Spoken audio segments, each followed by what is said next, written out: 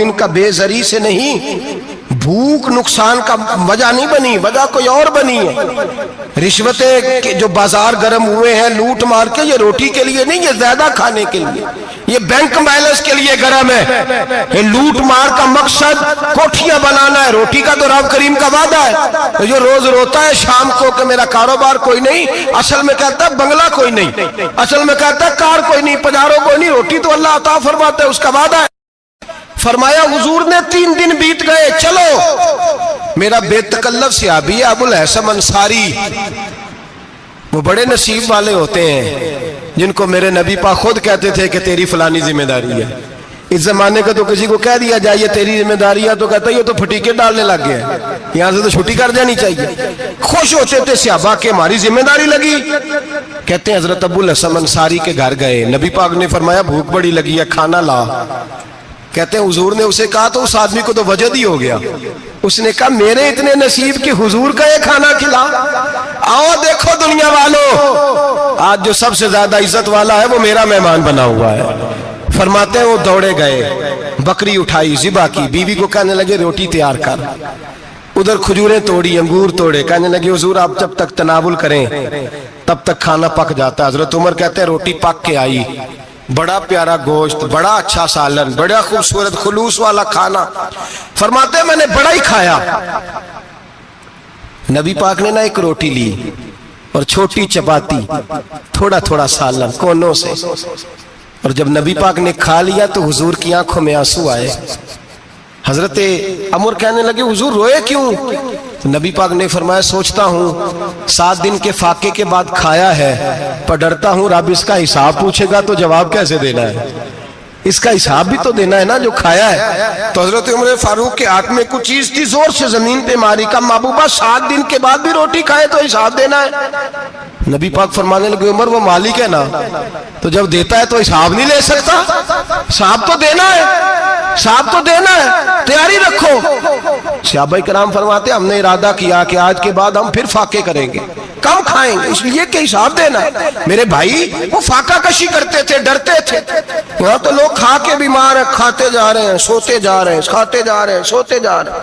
ये भी वक्त आएगा रमजान शरीफ का, सवेरे दर्स पे आओ कहते नींद बड़ी आती है, सवेरे 2 सिपारे पढ़ के सोया करो कहते साहब नींद बड़ी आती है। फजर के बाद ही तो वक्त होता है अल्लाह अल्लाह करने का, शहरी का, खाते जा रहे हैं, सोते। लोग जमात से नमाज नहीं पढ़ते, सो जाते, जमात का सवाब छोड़ के सो जाएंगे। भाई रमजान मुबारक में फाका कशी की ट्रेनिंग होती है, फाका कशी की तरबियत ले, रमजान में रोके अपने आप को, तरबियत होगी। और हमारे सूफिया फरमाते हैं जो ज्यादा खाता है उसका नफ्स उसको ज्यादा पे माइल करता है, ख्वाहिशात नफ्स पैदा होती हैं। मेरे नबी पाक अलैहिस्सलाम ने जवानों को हुक्म दिया है या माशरल शबाब, ओ जवानों, या रसूलल्लाह क्या हुक्म है? फरमाया या निकाह कर लो अगर ताकत है, नहीं ताकत तो रोजे रखो।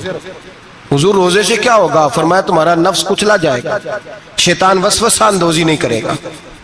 आज नौजवान बढ़ बढ़ के खाता है, बहुत ज्यादा खाता है, कभी इस होटल से खाता है, कभी उस होटल से खाता है। इतना ज्यादा खाएंगे तो नफसानी कुव्वतें उछल करके आएंगी, मुश्किल हो जाएगा। शादियां देर से होती हैं, माँ बाप आंखें बंद करके बैठे हुए हैं। अगर माँ बाप की जिम्मेदारी हो और माँ बाप निकाह न करे तो नबी पाक ने फरमाया बच्चे गुनाह करेंगे तो जितना गुनाह बच्चे को उतना बाप को भी होगा। तो माँ बाप चुप है, दूसरा शादी मुश्किल बड़ी है, महंगी बड़ी, और तीसरा नहीं कर रहे कुछ लोग तो रोजे भी नहीं रख रहे। तो रमजान उनके लिए भी वक्त है, नफसानी कुव्वतें कुचली जाएंगी। खाना जितना कम खाया जाएगा उतना वजूद के अंदर नफसानी ख्वाहिशात कम पैदा होंगी। तो रमजान तो प्रैक्टिस है मुजाहिदे की, दीन की। और दूसरा मेरे हबीब पाक सल्लल्लाहु अलैहि वसल्लम ने फरमाया है, हुजूर फरमाते हैं कि रमजान और कुरान का आपस में रिश्ता है। कुरान पाक कितना पढ़ना चाहिए रोजाना? ज्यादा से अल्लाह जज़ा दे, उम्मीद है आप ज्यादा से ज्यादा ही पढ़ते होंगे। भाई सुने, हदीस मुबारका में नबी पाक ने फरमाया रमजान और कुरान दोनों मिल के ना, बड़ी प्यारी हदीस है, फरमाया दोनों मिल के अल्लाह की बारगाह में मेरी उम्मत की सिफारिश करेंगे। रमजान और अल्लाहु अकबर। किस तरह?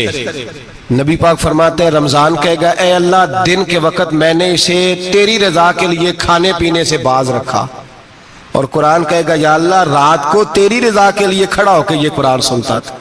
رمضان اور قرآن دونوں سفارش کریں گے۔ ہم نا بڑا کچھ پڑھتے ہیں، سنتے ہیں، سیکھتے ہیں، اب یقین کریں یہ کھاتے بھائی کا بھائی سے اختلاف ہو جائے نا تو وہ 30 سال پرانے کھاتے کھول کے لے آتا ہے، ساری رات ڈھونڈتا ہے کہ میرے پیسے کہاں سے نکلتے ہیں، پڑھ لیتا ہے۔ قرآن پاک کی باری آتی ہے تو نہیں پڑھتے قرآن پاک۔ ابا جی کا ختم ہوتا ہے تو مانگتے پھرتے ہیں، کہتے ہیں 2 قرآن پاک، 10 قرآن پاک۔ یہ باتیں بتانی نہیں چاہیے، کرنی نہیں چاہیے، لیکن چونکہ تربیت کے لیے بیٹھا ہوں تو کر دیتا ہوں۔ میرے شاگردوں سے پوچھیں، یہاں مدرسہ ہے الحمدللہ، درجنوں طلباء ہیں، اساتذہ ہیں، میرے پیر بھائی ہیں، اور میرا یہ دعویٰ ہے کہ شاید کوئی کسی سے اتنا پیار کرتا ہو جتنے میرے شاگرد اور مرید مجھ سے کرتے ہیں، لیکن میں نے کبھی کسی سے نہیں کہا کہ ذرا سورت فاتحہ پڑھ کے دینا، میں نے اپنے ابا جی کو ثواب دینا ہے۔ پوچھ لیں کسی سے نہیں کبھی کہا، کبھی نہیں میں نے کہا کہ ذرا مجھے تھوڑا سا قرآن پڑھ دیں۔ میں اس کو ناجائز نہیں کہتا، پڑھوانا چاہیے، لیکن میں اپنے والدین کے لیے کبھی سوال نہیں کرتا کہ مجھے ذرا پڑھ کے دو، میں نے بخشنا ہے، اس لیے کہ میں نے ذاتی طور پہ روٹین بنائی ہے۔ میں سمجھتا ہوں کہ کائنات کے اندر میرے اوپر جن لوگوں نے احسان کیے ان میں سب سے زیادہ حصہ میرے ماں باپ کا ہے۔ میں سمجھتا ہوں اس بات کو، کتنا نالائق ہوں میں کہ میں 1 مہینے میں ایک قرآن پاک بھی پڑھ کے ان کی روح کو احسال نہیں کر سکتا۔ میرا یہ طریقہ ہے ذاتی، میں قدغن نہیں لگاتا، میرا ذاتی طریقہ یہ، الحمد سے شروع کرو اور 2 سورتیں چھوڑ کے قرآن پاک ختم کر دو آخری، اور پھر فلق اور ناس صورتیں ساتھ لے جاؤ۔ یہاں بیٹھ کے سال ثواب نہیں کرنا، ختم نہیں دلانا، ساتھ لے جاؤ، قبر پہ کھڑے ہو جاؤ اور فلق اور ناس صورتیں قبر پہ بیٹھ کے تلاوت کرو، اور جو قرآن مجید پڑھا ہے ان کی روح کو وہاں احسال کرو۔ او بھائی، اولاد جب ماں باپ کے لیے پڑھتی ہے تو اسے کہنا نہیں پڑتا اللہ بخش دے، اس لیے کہ اولاد کی نیکیاں خود بخود ماں باپ کے کھاتے میں جمع ہوتی ہیں، خود نیکیاں جمع ہوتی ہیں۔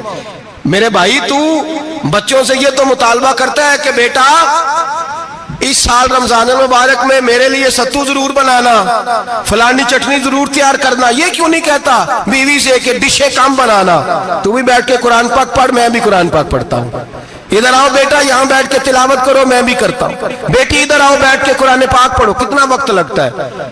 حافظ اور قاری اور علماء اگر پڑھے تو 20-25 منٹ لگتے ہیں قرآن پاک کا سپارہ پڑھنے، اور اٹک اٹک کے پڑھنے والا بھی پڑھے تو 1 گھنٹہ لگ جائے گا۔ اور میرے نبی پاک صلی اللہ علیہ وسلم نے فرمایا جو قرآن پڑھتے ہوئے اٹکتا ہے اللہ اسے ڈبل ثواب عطا فرماتا ہے۔ فرمایا جو زبانی پڑھے سنگل ثواب، جو دیکھ کے پڑھے اسے ڈبل ثواب۔ حضور کیوں؟ فرمایا اس لیے کہ میرا قرآن دیکھنے پہ بھی اللہ ثواب عطا فرماتا ہے، قرآن دیکھنے پہ بھی اللہ ثواب دیتا ہے، دیکھنے کا بھی ثواب۔ رمضان شریف میں قرآن پاک پڑھے، کھول کے پڑھے، اور میرے بھائی اگر تیرا بچہ پڑھے، اگر تیری بیٹی پڑھے، کائنات کا خوش نصیب باپ وہ ہے کہ بیٹا قرآن پڑھے، چاہے ناظرہ ہی پڑھے، جس کی بیٹی پڑھے، زندگی میں انہیں اس کام پہ لگا جاؤ، مرنے کے بعد بھی پڑھیں گے۔ امام جلال الدین سیوطی شافعی رحمت اللہ علیہ فرماتے حضرت عیسیٰ قبر کے پاس سے گزرے، قبر پہ عذاب ہو رہا تھا، اللہ کا غضب برس رہا تھا، جناب عیسیٰ استغفار پڑھتے ڈرتے گزر گئے، تھوڑی دیر کے بعد چند گھنٹوں کے بعد گزرے تو اسی قبر پہ پھول کھلے ہوئے تھے، رحمت برس رہی تھی۔ حضرت عیسیٰ علیہ السلام عرض کرنے لگے مولا تو بے نیاز ہے، میری طاقت نہیں تیرے کاموں میں بولنے کی، پر ابھی تو یہاں عذاب ہو رہا تھا، ابھی رحمت برس رہی ہے۔ جناب عیسیٰ کہتے ہیں آواز خدا بندی آئی، عیسیٰ بندہ بڑا گناہگار تھا، پاپی تھا، مجرم تھا، خطا کار تھا، لیکن جب اس کا انتقال ہوا اس کی بیوی حاملہ تھی، اس کے پیٹ میں بچہ تھا، بچہ اس کے انتقال کے بعد پیدا ہوا، آج وہ 4-4.5 سال کا ہوا ہے، مکتب میں گیا ہے، مدرسہ میں گیا ہے، استاد نے بسم اللہ شریف پڑھائی ہے، فرمایا اس نے توتلی زبان سے کہا ہے بسم اللہ الرحمن الرحیم، کہ عیسیٰ مجھے بتلا اس زمین پر وہ معصوم جسے ابھی رحمان اور رحیم کہنا نہیں آتا، وہ توتلی زبان سے مجھے رحمان اور رحیم کہے اور میں اسی زمین پہ اس کے باپ کو عذاب دوں؟ فرمایا اس نے ایک بار رحمان اور رحیم کہا ہے، میں نے اس کی باپ کی قبر کو نور سے معمور فرما دیا ہے، نور سے بھر دی ہے قبر، برکت سے بھر دی ہے۔ اللہ کرے میرے بیٹے بھی قرآن پڑھے، اللہ کرے میری بیٹیاں بھی قرآن پڑھے، اللہ کرے ہم سب کی اولادیں قرآن پاک پڑھے۔ لیکن نا امام اعظم ابو حنیفہ رمضان میں 61 قرآن پاک پڑھتے تھے، کتنے 60 ٹیک اللہ اکبر. ایک قرآن پاک دن میں پڑھتے پورا, ایک رات کو پڑھتے, ایک تراویح میں پڑھتے. 61 قرآن پاک امام صاحب پڑھتے. آپ فرماتے میں نے چھوڑ دیے ہیں سارے وظیفے, میں صرف رسول اللہ کا قرآن پڑھتا ہوں. رمضان سارا قرآن پاک, سارا رمضان. اب تو عادت ہی نہیں رہی ہمیں قرآن پاک کی. اگر لوگ ناراض نہ ہو تو محفل نعت ہوتی ہے تو تلاوتیں کتنی ہوتی ہیں, اور نعتیں ہم نے ذوق ہی نہیں بنایا, ذوق ہی نہیں بنایا ہم نے تلاوت قرآن کا. اس لیے کہ قراء, علماء, فقراء ان کو ہم تیار ہی نہیں کر رہے, ہم تو ایکٹر پال رہے ہیں جو پیسے لیتے ہیں نعت خوانی کے. معاذ اللہ. او میرے بھائی, کیا قرآن میرے نبی کی نعت نہیں؟ حضرت عائشہ صدیقہ رضی اللہ تعالیٰ عنہ کے پاس صحابہ گئے, کہنے لگے اماں جی ہمیں نبی پاک کا اخلاق بتلائیں. تو اماں جی کہنے لگی جاؤ جا کے قرآن پاک پڑھو. قال خلقہ القرآن, سارا قرآن میرے نبی کے اخلاق کا ہی نام ہے. یہ ساری نعت ہے, یہ ساری نعت ہے. اس نعت کو سننے لوگ کیوں نہیں آتے؟ اتنا رش میں اپنے نعت میں اتنا تراویح پہ کیوں نہیں ہوتا؟ اور ملت کا جوان یاد رکھے, بوڑھے تراویحاں پڑھتے ہیں, ضعیف تراویحاں پڑھتے ہیں, گھٹنوں میں درد ہے تراویحاں پڑھتے ہیں, بیمار بوڑھے تراویحاں پڑھتے ہیں. جوان وہاں چوک میں کھڑے. کیا جوانی اس لیے ہے چوکوں میں کھڑا ہوا جائے؟ کیا جوانی اس لیے ہے کہ سعودی عرب جانے کے لیے پاسپورٹ بنانا ہو تو 2.5 گھنٹے کھڑا رہے تو, شناختی کارڈ کے دفتر تو کھڑا رہے, پروٹیکٹر کے لیے کھڑا رہے, کافروں کے سامنے کاسا لیسی کرنے کے لیے تو کھڑا رہے, تو نوکری پہ جائے تو ساری رات کھڑا رہے, اور تو قرآن کے لیے کھڑا نہیں ہوتا؟ میرے محبوب نے فرمایا من قام ایمانا واحتسابا غفر له ما تقدم من ذنبه. فرمایا جو رمضان المبارک میں اللہ کی رضا کے لیے گناہوں کی معافی کے ارادے سے قیام کرے گا, راتوں کو عبادت کرے گا, اللہ اس کے پچھلے سارے گناہ معاف فرما دے گا. نوجوان ارادہ کریں, پروگرام بنائیں کہ انشاءاللہ قرآن پڑھنا بھی ہے, قرآن پڑھوانا بھی ہے, سننا بھی ہے, اور انشاءاللہ بولیے سننا بھی ہے اور پڑھنا بھی ہے اور پڑھانا بھی. ہمت کریں, دلیری کریں, آکے کھڑے تو ہو, اللہ توفیق عطا کرے گا. پہلی بات یہ کہ روزہ رکھیں, دوسری بات یہ کہ قرآن پاک کی تلاوت کریں, اور روزہ رکھیں تو روزے کے سارے حسن سمیت اسے رکھیں. نبی پاک نے فرمایا رمضان غمخاری کا مہینہ ہے, غمخاری کریں. ہمارے زمانے میں 2 قسم کی تکلیفیں ہیں. ایک تو غریب آدمی, اس کا حال یہ ہے کہ وہ مانگتے ہی گزارا کرنا چاہتا ہے. اس نے ہاتھ یوں کر لیا ہے تو اب اس کا یوں ہونے کو تیار نہیں. ضرورت اگر کسی آدمی کو کسی دروازے پہ لے جاتی ہے تو برا نہیں, لیکن سوال کا اپنے اوپر دروازہ کھول لینا یہ ٹھیک نہیں. فاقہ کشی پیدا کریں, حوصلہ پیدا کریں, تھوڑے پہ گزارا کرنا سیکھیں. غریبوں کو بھی اجازت نہیں کہ وہ نکل کھڑے ہوں میدان میں مانگنے کے لیے. ٹولیاں نکلتی ہیں رمضان میں, جتھے نکلتے ہیں خیرات کٹھی کرنے والے. بچیں. میرے نبی پاک صلی اللہ علیہ وسلم نے فرمایا جس نے بغیر ضرورت کے سوال کیا, جب قیامت کے دن آئے گا تو اس کے چہرے کے اوپر گوشت نہیں ہوگا, صرف ڈھانچہ ہی ہوگا. اتنی بھیانک صورت میں آئے, بغیر اشد ضرورت کے سوال نہ کر, کبھی سوال نہ کر. اور امیروں سے گزارش ہے کہ رمضان ہمدردی کا مہینہ ہے, ہمدردی کریں تو سامنے والے کی عزت کا بھی خیال کریں. یہ بات درست ہے کہ غریب سیاڑا نہیں ہوتا, اس لیے کہ جس کی جیب میں پیسے نہیں ہوتے بھائی اسے عقل بھی نہیں ہوتی. جس کے گھر کار نہیں ہوتی اسے چلانے کا طریقہ, جس کے گھر اوون نہیں ہوتا اسے چلانے کا طریقہ بھی نہیں آتا. جس کے گھر میں چیزیں ہوتی ہیں اسے چلانا بھی آ جاتا ہے. جدے گھر دانے اودے کملے بھی اس کے سیانے ہو جاتے ہیں. تو چودھری صاحب, سیٹھ صاحب, نواب صاحب آٹا تقسیم کرتے ہیں, کھڑے ہو کے فوٹو کھچاتے ہیں, فیس بک پہ دیتے ہیں, اور ایک آٹے کا تھیلا اور 10 اخباروں میں فوٹو. اللہ سے ڈریں. رمضان ہمدردی کا مہینہ, ہمدردی کا. غریب کو دیں تو اس کی عزت کو رسوا نہ کریں. میرے نبی پاک علیہ السلام کے صحابی حضرت عبداللہ ابن عمر رضی اللہ تعالیٰ عنہ ڈھونڈ کے لاتے تھے مسکینوں کو, ڈھونڈ کے, اور جب لاتے تھے تو اپنے دسترخوان پر بٹھا کر اپنے ساتھ افطاری کرایا کرتے تھے. اور پھر فرمایا اللہ تعالیٰ نے لن تنالوا البر حتی تنفقوا مما تحبون, اللہ کے راستے میں وہ چیز دینی ہے جو تمہیں زیادہ پیاری ہو. کون سی چیز جو تمہیں, میں تھوڑا سا بے باک ہوں بعض دوستوں کے ساتھ, سب کے ساتھ نہیں. ایک دوست مدرسے میں گھی دینے آئے ایک دفعہ, تو وہ والا گھی دے گئے جو سب سے سستا تھا. تو میں نے کہا مجھے دیانتداری سے بچائے، آپ یہی کھاتے ہیں گھر میں؟ کہنے لگے نہیں۔ تو میں نے کہا پھر ہم نے بچے مارنے کے لیے تو نہیں نہ رکھے ہوئے، کیا وہ والا گھی اللہ کے راستے میں پیاری چیز دے رہی ہے نا، اس لیے گلے گلے نوٹ لوگ مسجد کے گلے میں ڈال جاتے ہیں، پھٹے ہوئے ڈال جاتے ہیں، کہتے ہیں جوڑ لیں گے مولوی صاحب۔ اور خدا کے بندے پیاری چیز دینی تھی تو نے، اور تو نے اس کا ترجمہ الٹ کر لیا ہے۔ سمجھ لیں رمضان المبارک میں کسی غریب کی مدد کرنی ہے تو ساتھ اس کی عزت بھی کرنی ہے۔ نبی پاک علیہ السلام کے دروازے پر جب یہ جملہ ایک ہے لیکن بڑا قیمتی ہے، صحابہ کہتے ہیں جب ہم دروازہ رسول پہ جاتے تھے خیرات بھی ملتی تھی اور عزت بھی ملتی تھی۔ خود بھیک دے خود ہی کہیں منگتے کا بھلا ہو، خیرات بھی ملتی تھی اور عزت بھی ملتی تھی۔ نبی پاک ساتھ عزت بھی دیتے تھے، مسکین کو غریب کو دیں اور خیر خائی کریں، جوتے بیچنے والے جوتوں کے ریٹ سستے کریں، کپڑا بیچنے والے کپڑے کا ریٹ، درزی صاحب بھی ریٹ سستا کریں، دکاندار بھی چیزوں کا ریٹ، حکیم صاحب پیسے کم لیں، ڈاکٹر پیسے کم کریں، حکومت نرخوں میں کمی کرے، اور یہ کام اجتماعی طور پہ کریں۔ میرے نبی پاک نے فرمایا رمضان غمخواری کا مہینہ ہے، اس میں غمخواری کرنی ہے، دوسرے کا خیال کریں، احسار کریں، قربانی کریں۔ یہاں ہر چیز کا ریٹ بڑھ جاتا ہے رمضان شریف میں، ہر آدمی کہتا ہے میرا سیزن آ گیا ہے، توجہ بڑھائیں، خیال کریں، غمخواری کا مہینہ ہے۔ اور پھر آپ لوگوں سے یہ بھی گزارش ہے کہ رمضان المبارک کا جب مہینہ آئے تو جس آدمی کے ساتھ نیکی کرنی ہے وقت پہ کریں، کسی غریب کو پیسے دینے ہیں کپڑے دینے ہیں تو یکم رمضان کو دیں۔ میں اکثر دوستوں سے پوچھتا ہوں، میں کہتا ہوں قاری صاحب نو جوڑا کدو دیندے ہو؟ کہندے ستیویں والے دن۔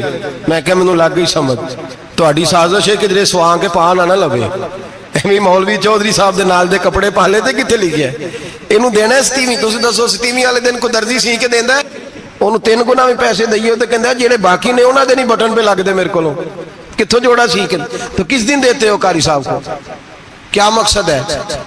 پہننے کے لیے دے رہے ہو یا اس لیے دے رہے ہو کہ نہ پہن سکے؟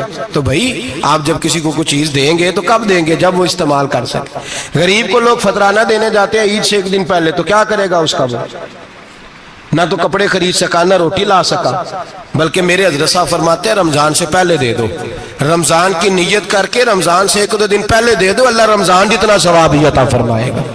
رمضان سے پہلے دو جس کو کچھ ہے دن، قبل از وقت تیاری کرو۔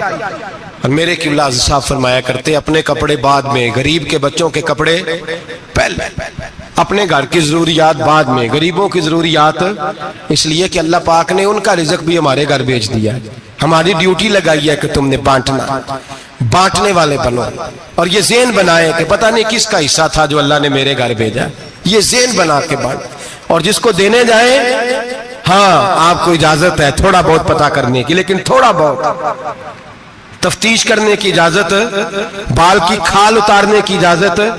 میں نے دیکھا ہے لوگ غریبوں کا انٹرویو لیتے ہیں، تیرا تو فلانا کمانے والا نہیں، تیرا تو فلاں بچہ، او بھائی بہت سارے غریب ایسے ہیں، بڑے ہیں جو کمانے کی کوشش کرتے ہیں لیکن ان کا سبب نہیں بنتا۔ ہاں ہے ایسے لوگ جو سعودی عرب چلے گئے ہیں، کہتے ہیں تیرا تو فلاں باہر نہیں گیا ہے، گیا ہے، لیکن سارے سعودی عرب جانے والے بھی مال کمانے کی طاقت نہیں رکھتے، کئی وہاں بھی بیٹھ کے بیچارے قرضوں میں الجھے ہوئے ہیں، وہاں والوں کے ظلم کا شکار ہے، بہت ساری آزمائشوں میں تو تفتیش کرتا ہے۔ میرے امام شافعی کا ایک جملہ اگر آپ کو یاد رہ گیا تو بات بن جائے گی۔ امام شافعی رحمت اللہ، بلکہ حضرت غوث اعظم جیلانی کے پاس وہ بات آپ کو زیادہ فائدہ دے گی۔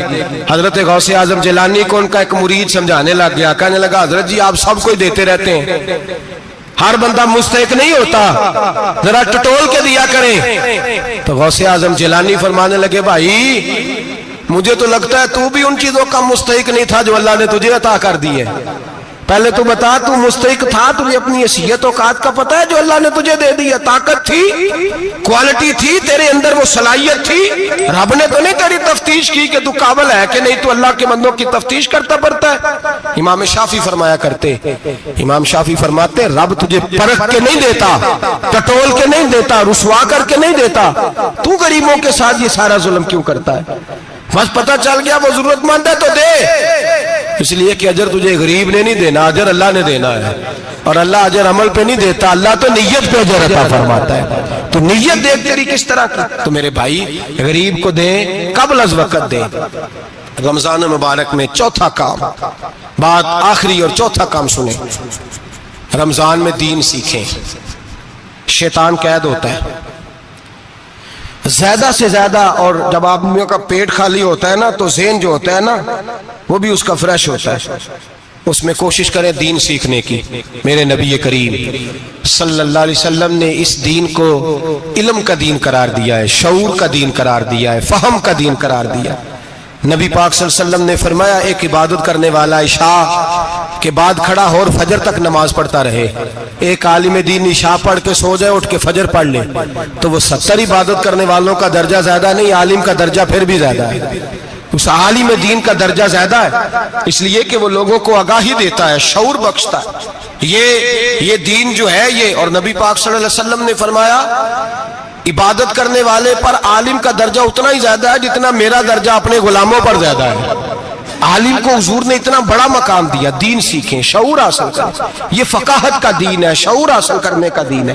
اور نبی پاک صلی اللہ علیہ وسلم نے فرمایا دین کی ایک بات سیکھ لینا 1000 نفل پڑھنے سے زیادہ درجہ رکھتی ہے، دین کی ایک بات سیکھ لینا 1000 جنازے میں شرکت سے زیادہ درجہ رکھتی، دین کی ایک بات سیکھ لینا، میرے نبی پاک صلی اللہ تعالی علیہ وسلم ارشاد فرماتے 1000 مریض کی عیادت کرنے سے زیادہ درجہ رکھتی۔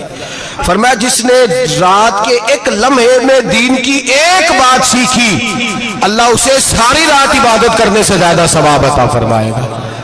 میرے ارشاد فرمایا کرتے جب سیکھنے والے کو یہ ثواب ملے گا تو بتائیے سکھانے والے کو کتنا ثواب ملے، اسے اللہ کتنا درد۔ رمضان آ رہا ہے، شیطان قید ہے، دین پھیلانے کی کوشش کریں، جد و جہد کریں۔ بڑی نیند آتی ہے فجر پڑھ کے، لیکن اگر کسی کا ارادہ بن جائے کہ دین سیکھنا بھی ہے اور دین بچوں کو، تو پھر کوئی نیند غلبہ۔ ایک مثال ایک عالم نے سمجھائی، کوئی بزرگ تھے درویش عالم، ان کے پاس ایک عورت آئی، کہنے لگی میں بچوں کو سویرے بڑا جگاتی ہوں، بچے جاگتے نہیں نماز کے لیے۔ بڑا عجیب جواب دیا بزرگوں نے، درویش نے، عالم نے، کہنے لگے بی بی کیوں نہیں جاگتے، جگایا کر، بیدار کیا کر، اٹھایا کر۔ کہنے لگی بڑی جدوجہد کرتی ہوں، اٹھتے نہیں، بیدار نہیں ہوتے۔ اللہ والے تھے نا۔ کہنے لگے یہ بتا اگر اس کمرے میں آگ لگ جائے تو پھر بچوں کو کیسے بیدار کرے گی، آگ سے بچانے کے لیے کیا کرے گی؟